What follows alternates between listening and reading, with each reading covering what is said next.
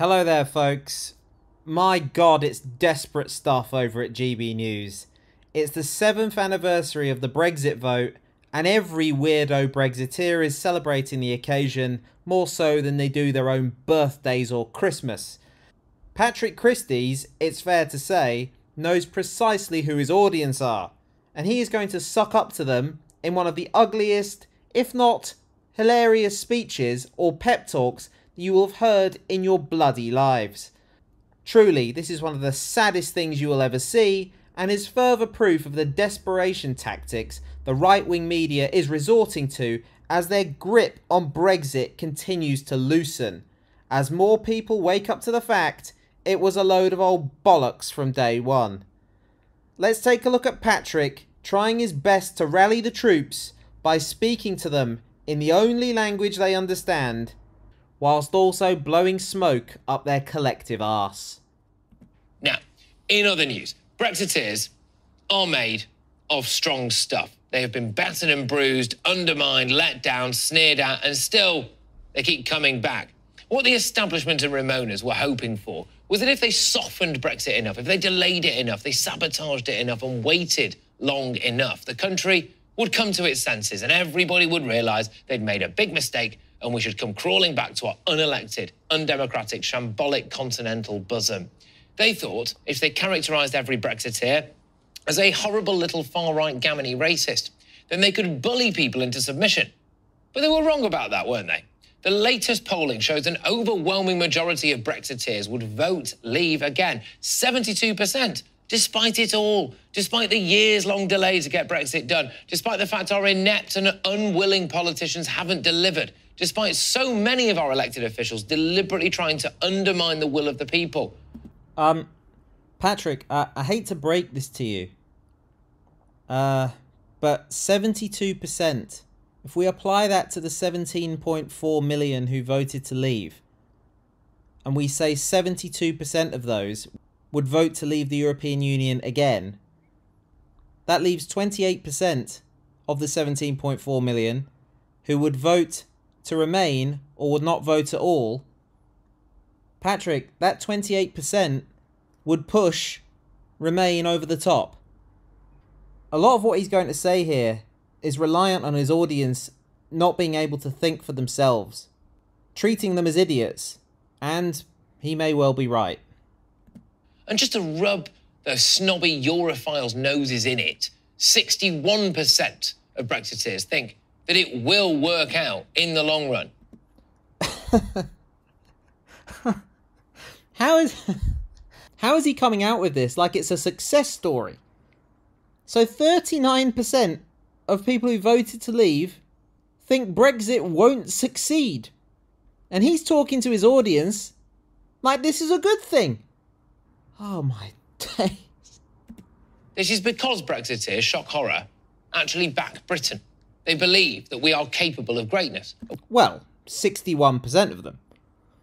The other 39% have given up. We don't need some washed-up German former defence secretary who was so bad at her job, by the way, that she made their military train with broom handles because they ran out of guns to run the show. They're the kind of people who belt out the national anthem, who don't really care about the minutiae of a spreadsheet. They care about bigger things: sovereignty, national pride, the chance to chart our own course. I don't know about you guys, but nothing makes me happier than the minutiae of a spreadsheet. Nothing. But here's the kicker. For those politicians and Remainiacs who thought that the establishment would win, 88% say that they have totally lost faith in politicians over the way that they have not delivered what many would regard as a proper Brexit. They now despise them. They think that they're a useless bunch of charlatans on the take who don't represent them. Right, the 88% who no longer trust politicians, I like the way he added the caveat about Brexit. That has nothing to do with it. The poll was just, do you trust your politicians? Not, do you trust your politicians to deliver Brexit? It was just, do you trust your politicians? And 88% said no. Do you know why 88% said no? Because we've had Boris Johnson and his sycophants running around screaming about Partygate for God knows how long. Quite simply, our government cannot be trusted. Generally, when polling occurs and someone asks, do you trust your politicians? The go-to is the government of the day. It's not, oh, do I trust the Green Party? No. When you ask that question, people think, oh, do I trust the people in charge?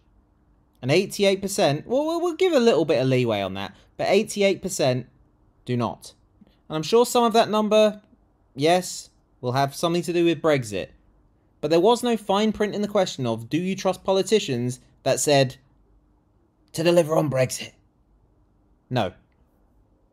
And they're right about that, for the most part. People don't regret voting for Brexit. They regret that they trusted politicians to enact it. Who else was going to enact it, you moron? Again, this trust question had nothing to do with Brexit. But who else was going to enact Brexit? You? Me?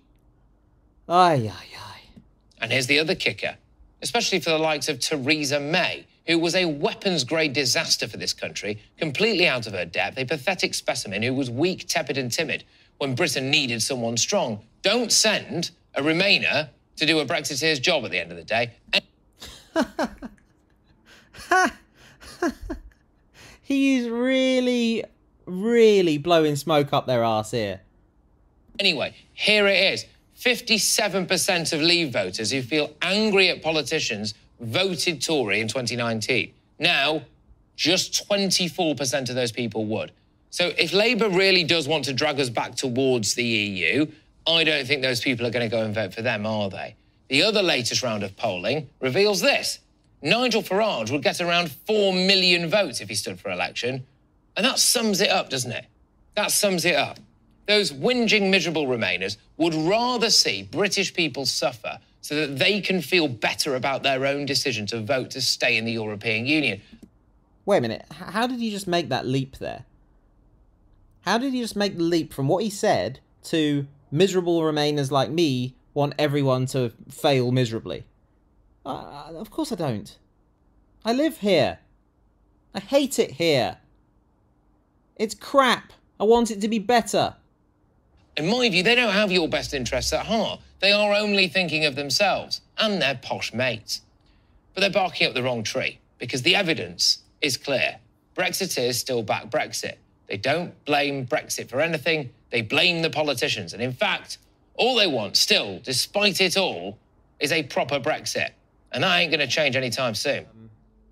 So there we have it. Patrick Christys whipping up the base, trying to convince them that they're on the right path.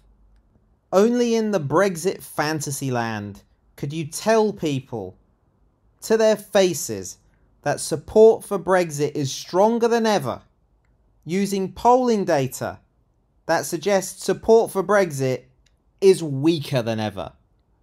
And I bet most of them swallowed it too. Truly hilarious stuff. Thank you for watching. I'll catch you again soon.